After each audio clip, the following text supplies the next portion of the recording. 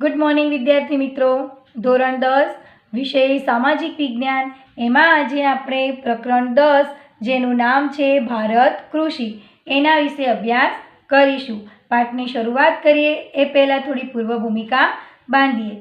તો મિત્રો, આપણે જાણીએ છીએ કે ભારત એક કૃષિ પ્રધાન દેશ છે, એટલે કે ખેતી ઉપર આધારિત વ્યક્તિઓ મોટા ભાગે પોતાનો રોજગાર અથવા તો મોટા ભાગની આર્થિક પ્રવૃત્તિ એ ખેતી દ્વારા પૂરી પાડી અને પોતાનું ગુજરાન ચલાવે છે. એટલે કે તેના આધારે આપણે આ પાઠની અંદર કેટલીક શણાવટ પણ કરવામાં આવી છે.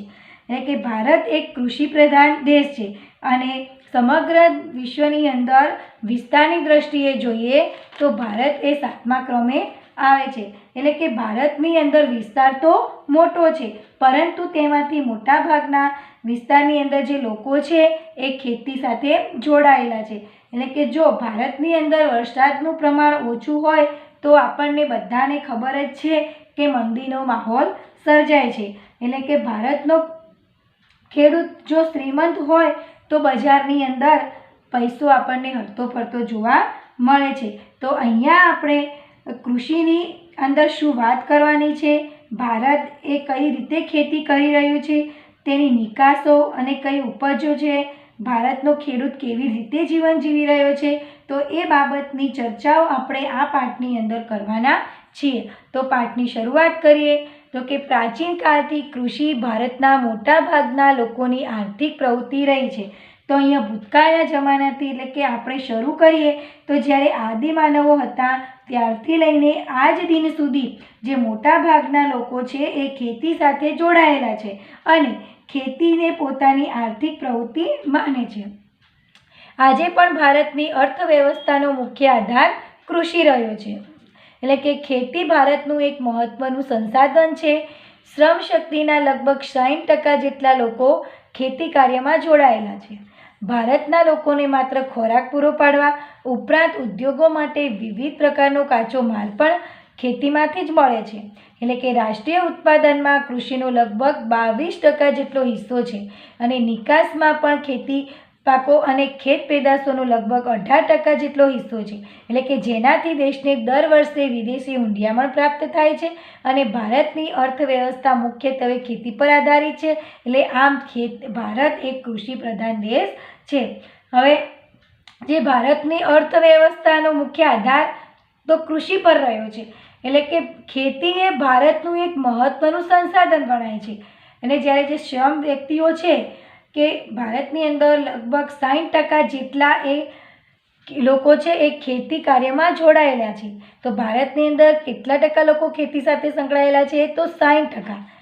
તો ભારતના લોકોને માત્ર એમ કે ખોરાક પૂરો પાડવા માટે નહીં કે પોતાનું ગુજરાન ચલાવવા માટે ખેતી નથી કરતા, પરંતુ તે ઉપરાંત જે ઉદ્યોગો માટે વિવિધ પ્રકારનો કાચા માલની જરૂર પડે છે એ ખેતીમાંથી જ મળે છે. જ્યારે રાષ્ટ્રીય ઉત્પાદનનો કૃષિનો લગભગ 22% જેટલો હિસ્સો છે, કે રાષ્ટ્રીય ઉત્પાદનની અંદર પણ આ કૃષિનો 22% જેટલો હિસ્સો છે. એટલે કે નિકાસમાં પણ ખેતી પાકો અને ખેત પેદાશોનો લગભગ 18% જેટલો હિસ્સો છે અને જેનાથી દેશને દર વર્ષે વિદેશી હુંડિયામણ પ્રાપ્ત થાય છે.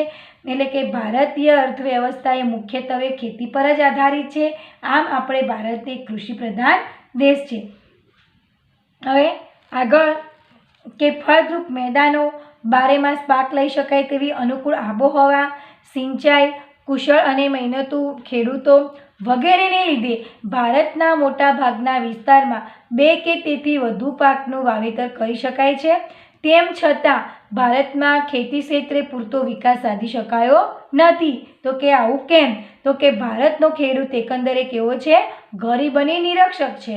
સિંચાઈની અપૂરતી સગવડ નથી, અનિયમિત અને અનિશ્ચિત વરસાદ, વસ્તી વધારો અને કુટુંબનું મોટું કદ હોય અને એની સામે નાના કદના ખેતરો હોય, પ્રયોગશીલતા પ્રત્યેનું ઉદાસીન વલણ હોય, એનું રાસાયણિક ખાતર, સુધારેલા બિયારણ, આધુનિક યંત્રો અને વૈજ્ઞાનિક કૃષિ પદ્ધતિનો ઓછો ઉપયોગ, જ્યારે શિક્ષિત વર્ગનું ખેતીમાં ન જોડાવું, તેમજ સમાજમાં ખેતીનો કહેવાતો ઉતરતો દરજ્જો છે વગેરેને લીધે વૈશ્વિક ઉત્પાદન સામે ભારતમાં ઉત્પાદન પ્રમાણમાં ઓછું છે.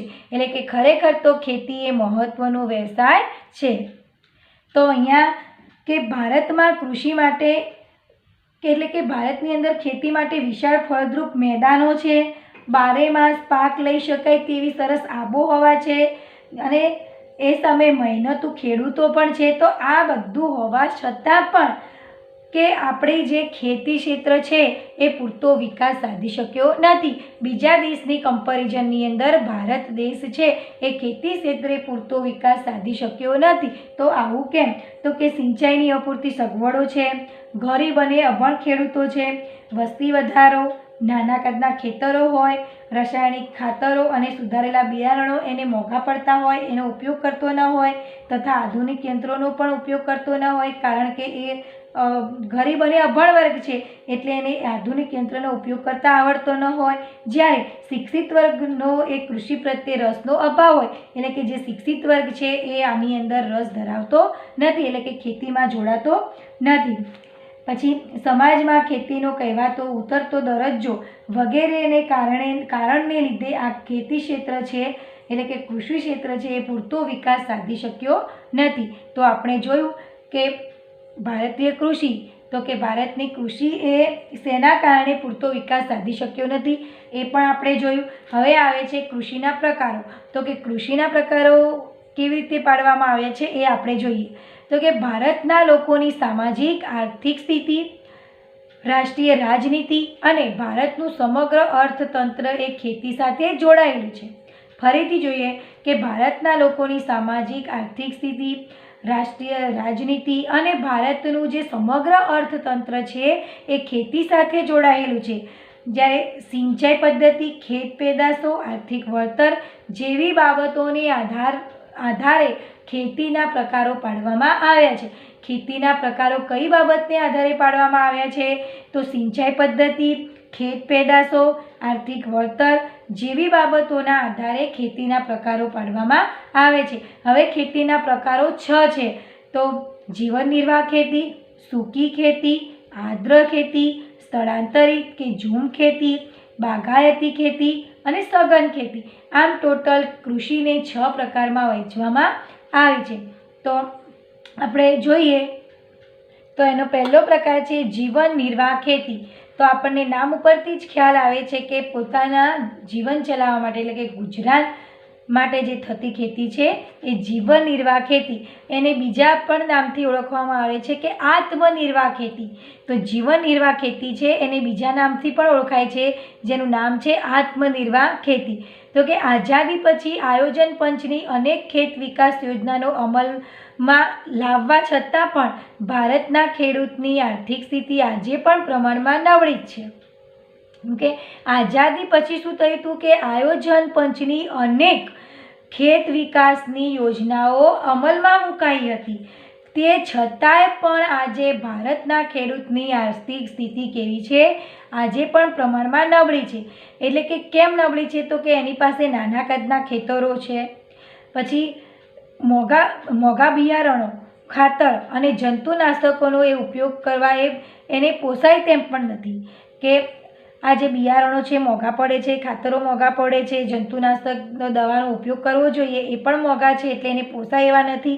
આમ ખેતરમાં થતું અનાજનું ઉત્પાદન પોતાના પરિવારના ઉપયોગ જેટલું જ થાય છે જે તેના કુટુંબના ભરણપોષણમાં જ વપરાઈ જાય છે અને તેને જીવન નિર્વાહ ખેતી કે આત્મનિર્વાહ ખેતી કહે છે. આથી ભારતીય ખેતી સાથે પણ મોટા ભાગના વિસ્તારમાં જીવન નિર્વાહની પ્રવૃત્તિ જ ગણાય છે. તો આપણે જોઈએ જીવન નિર્વાહ ખેતી. ફરીથી એકવાર જોઈએ કે જે ખેતીનું ઉત્પાદન ખેડૂતના પોતાના કુટુંબના ભરણપોષણમાં જ વપરાઈ જાય છે.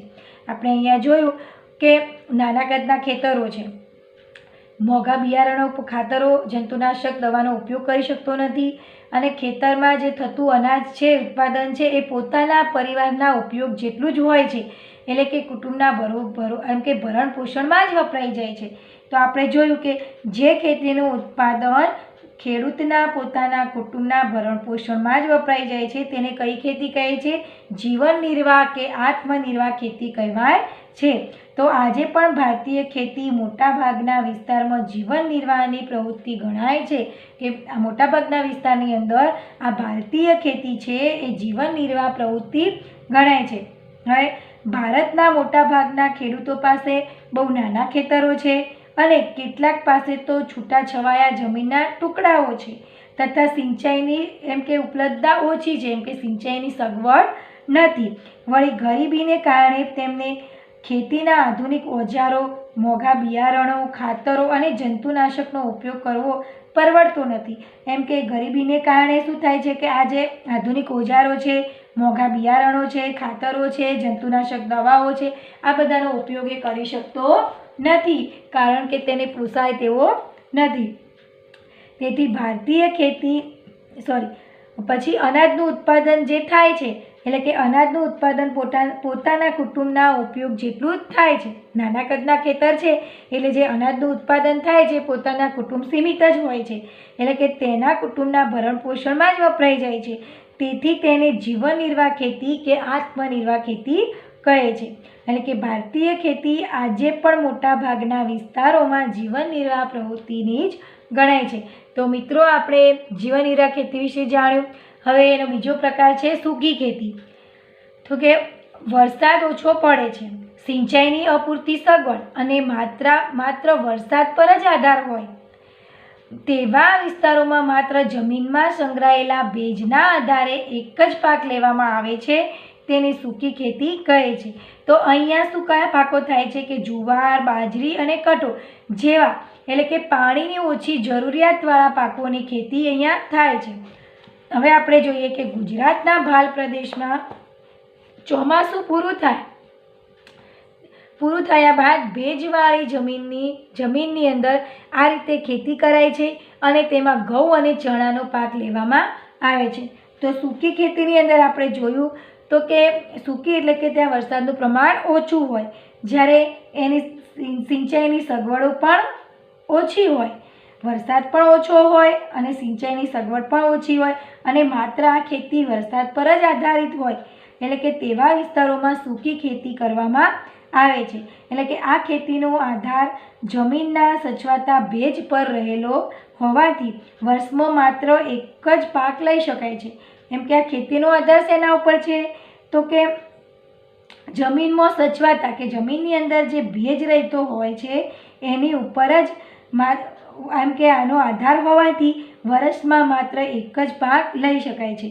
તો અહીં જુવાર, બાજરી અને કઠોળ જેવા પાકની ખેતી થાય છે, કારણ કે તે પાણીની ઓછી જરૂરિયાતવાળા પાકો હોય તેની ખેતી ત્યાં કરાય છે.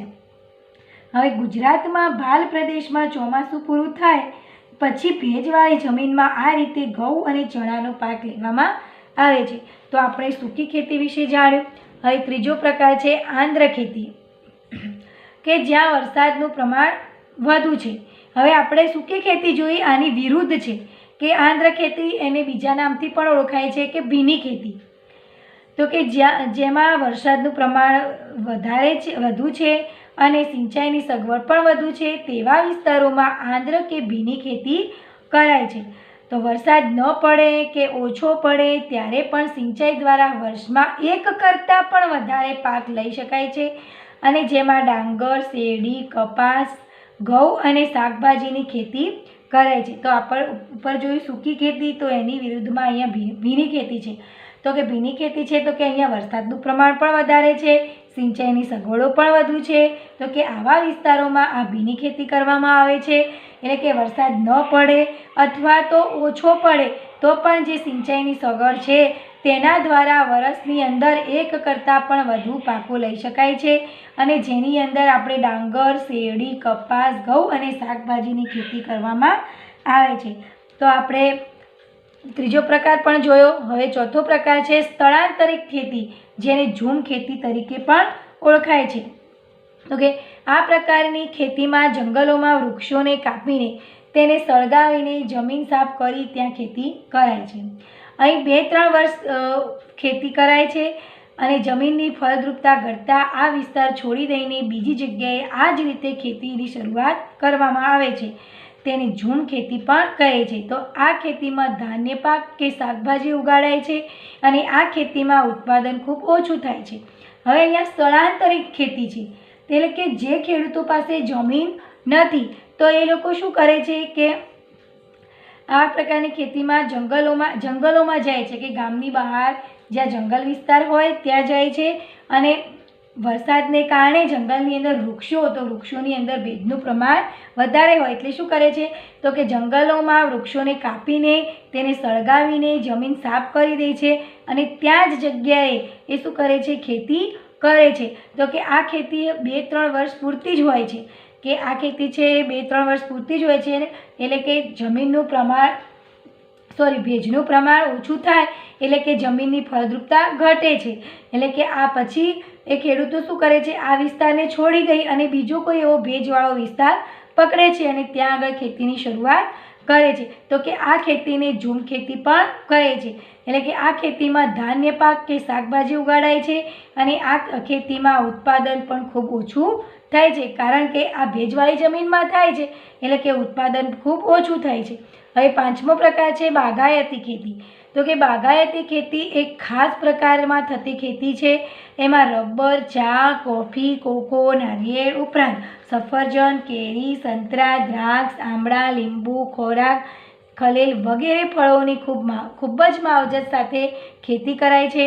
તો કે આ પ્રકારની ખેતીમાં વધુ મૂડીરોકાણ, કુશળતા, તકનીકી જ્ઞાન, યંત્રો, ખાતર, સિંચાઈ, પરિરક્ષણ, સંગ્રહણ અને પરિવહનની પર્યાપ્ત સુવિધા હોવી જરૂરી છે. તો બાગાયતી ખેતી છે એ સામાન્ય રીતે લાંબા સમય સુધી ઉત્પાદન આપતા પાકો ઉછેરવા માટે મોટા બગીચા અને વાડીઓનો ઉપયોગ થતો હોવાથી આ ખેતી બાગાયતી ખેતી કહેવાય છે. તો આ બાગાયતી ખેતી કેમ કહેવાય છે, તો ફરીથી જોઈએ તો કે સામાન્ય રીતે લાંબા સમય સુધી ઉત્પાદન આપતા પાકો ઉછેરવા માટે મોટા બગીચા અને વાડીઓમાં એનો ઉપયોગ થતો હોવાથી આ ખેતીને બાગાયતી ખેતી કહેવાય છે.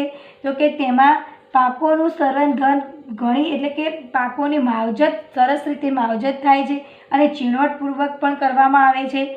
પછી તેને માટે મોટી મૂડી, સુદૃઢ આયોજન અને ટેકનિક જ્ઞાનયંત્રો, ખાતરો, સિંચાઈ, પરીક્ષણ, સંગ્રહણ અને પરિવહનની પૂરતી સગવડો વગેરેની જરૂર પણ પડે છે. વળી અહીંયા ચા, કોફી, કોકો, સિકોના, રબર, નાળિયેરી, ફળફળાદી વગેરે પાકો લેવામાં આવે છે. આ ઉપરાંત પણ જોઈએ તો કેરી, સફરજન, સંતરા, દ્રાક્ષ, લીંબુ, ખારેક વગેરે ફળોની ખેતી કરવામાં આવે છે. તો મિત્રો આપણે 5 પ્રકાર જોયા: જીવન નિર્વાહ ખેતી, સૂકી ખેતી, આંધ્ર ખેતી, સ્થળાંતરિત ખેતી, એને ઝૂમ ખેતી પણ કહેવાય છે, અને બાગાયતી ખેતી. હવે 6થો પ્રકાર જોઈએ તો સઘન ખેતી. તો કે જ્યાં સિંચાઈની સુવિધા વધુ છે ત્યાં રાસાયણિક ખાતરો, કીટનાશકો અને વિવિધ પ્રક્રિયામાં યંત્રોના વ્યાપક ઉપયોગથી ખેતીમાં યાંત્રિકીકરણ આવી ગયું છે. આ પ્રકારે થતી ખેતીને સઘન ખેતી કહે છે. અને આ ખેતીમાં રોકડિયા પાકોનું વાવેતર વધારે કરાય છે. અહીં હેક્ટર દીઠ ઉત્પાદનમાં ખૂબ જ વધારો થયેલ છે અને આ પ્રકારની ખેતી હેઠળનો વાવેતર વિસ્તાર સતત વધતો જાય છે. આ ખેતીમાં આર્થિક વળતરને મહત્ત્વ અપાતું હોવાથી તેને વેપારી ખેતી પણ કહે છે. હવે આ સઘન ખેતી છે એને વેપારી ખેતી તરીકે પણ ઓળખવામાં આવે છે. તો ફરીથી એકવાર સઘન ખેતી જોઈએ તો જ્યાં સિંચાઈની સારી સગવડ છે તેનો ખેડૂત વર્ષમાં 1થી વધુ પાક લઈ શકે છે અને સારું એવું કૃષિ ઉત્પાદન કરી શકે છે. પછી તેથી તે ઊંચી જાતના બિયારણ, ખાતરો, જંતુનાશક દવાઓ અને યંત્રોનો કૃષિમાં ઉપયોગ કરે છે.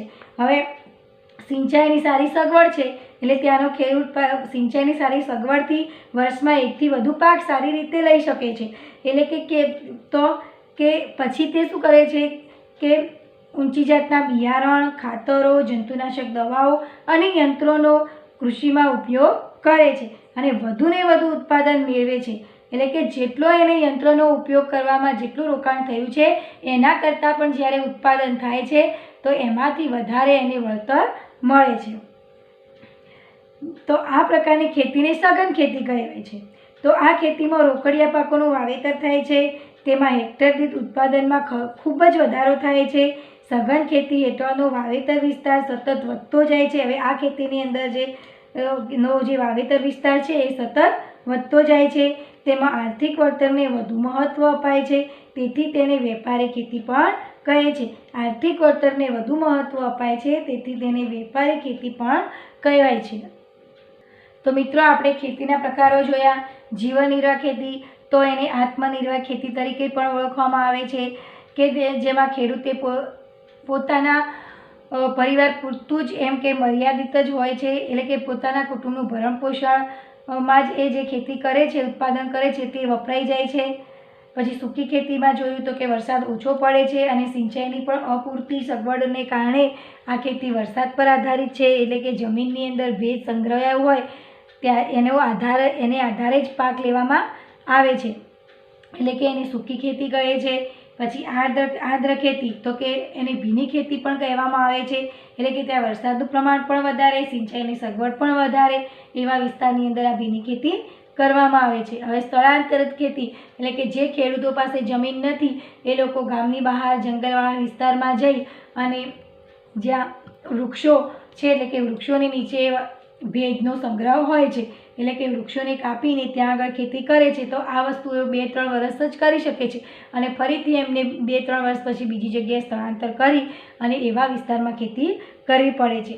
હવે બાગાયતી ખેતી તો કે એમાં આ ખાસ પ્રકારની એક ખેતી છે કે તેની અંદર લાંબા સમય સુધી ઉત્પાદન અપાતા પાકો ઉછેરવા માટે મોટા બગીચા અને વાડીઓનો ઉપયોગ થતો હોવાથી આ ખેતી બાગાયતી ખેતી કહેવાય છે. પછી સઘન ખેતીની અંદર આપણે જોયું તે કે જ્યાં સિંચાઈની સારી સગવડ છે ત્યાંના ખેડૂતો પણ વર્ષમાં 1થી વધુ વખત પાક લઈ અને સારું કૃષિ ઉત્પાદન મેળવી શકે છે, એટલે કે તેઓ ત્યાં સારું ઊંચા જાતનું બિયારણ વાપરે છે, ખાતરો વાપરે છે, જંતુનાશક દવાઓનો છંટકાવ કરે છે, યંત્રોનો કૃષિમાં ઉપયોગ કરે છે અને વધુને વધુ તે ઉત્પાદન મેળવે છે.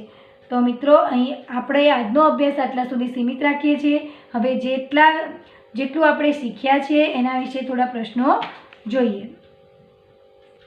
ખેતી સાથે દેશની કઈ કઈ બાબતો જોડાયેલી છે? તો ખેતી સાથે ભારતની સામાજિક આર્થિક પરિસ્થિતિ, રાષ્ટ્રીય રાજનીતિ અને ભારતનું સમગ્ર અર્થતંત્ર વગેરે બાબતો ખેતી સાથે જોડાયેલી છે. હવે બાગાયતી ખેતી માટે શાની જરૂર પડે છે? તો બાગાયતી ખેતી માટે મોટી મૂડીની જરૂર પડે છે. સુદૃઢ આયોજન, ટેકનિકલ જ્ઞાન, યંત્રો, ખાતરો, સિંચાઈ તેમજ પરિરક્ષણ, સંગ્રહણ અને પરિવહનની સગવડો વગેરેની જરૂર પડે છે. હવે ભારતમાં ઋતુઓના સંદર્ભે કૃષિ પાકોને કેટલા ભાગમાં વહેંચવામાં આવી છે? તો આપણે જોઈએ કે ભારતમાં ઋતુઓના સંદર્ભે કૃષિ પાકોને 3 વિભાગમાં વહેંચવામાં આવી છે, એટલે કે ચોમાસું એટલે કે ખરીફ પાકો, શિયાળુ એટલે કે રવિ પાક અને ઉનાળુ એટલે કે જાયદ પાક. તો આ 3 વિભાગમાં વહેંચવામાં આવી છે. હવે ભારતમાં બાગાયતી ખેતીમાં કયા કયા પાક લેવાય છે? તો ચા, કોફી, સિકોના, તેજાના, રબર, નાળિયેરી, ફળફળાદી વગેરે પાક લેવામાં આવે છે. ભારતમાં મુખ્યત્વે કયા કયા મસાલા પાકની ખેતી સાથે મસાલા પાકની ખેતી થાય છે? તો ભારતમાં મુખ્યત્વે મસાલાની અંદર જોઈએ તો કે જીરું, વરિયાળી, ઈસબગુલ, ધાણા, મેથી, રાઈ, સુવા, અજમો, કાળા મરી, તજ, લવિંગ વગેરે મસાલાની ખેતી એમ કે પાકની ખેતી થાય છે. જીવન નિર્વાહ ખેતી છે એને બીજા કયા નામથી ઓળખવામાં આવે છે? તો જીવન નિર્વાહ ખેતી છે એને આત્મનિર્ભર નામથી ઓળખવામાં આવે છે. હવે આંધ્ર ખેતી છે એનું બીજું નામ કયું? તો આંધ્ર ખેતીને ભીની ખેતી તરીકે પણ ઓળખાય છે. સઘન ખેતીને બીજા કયા નામથી ઓળખવામાં આવે છે? તો સઘન ખેતીને વેપારી ખેતી પણ કહે છે. તો મિત્રો અહીંયા આજનો અભ્યાસ આપણે આટલા સુધી સીમિત રાખીએ છીએ. નેક્સ્ટ વિડીયોની અંદર કૃષિ પદ્ધતિઓ વિશે માહિતી મેળવીશું. Thank you.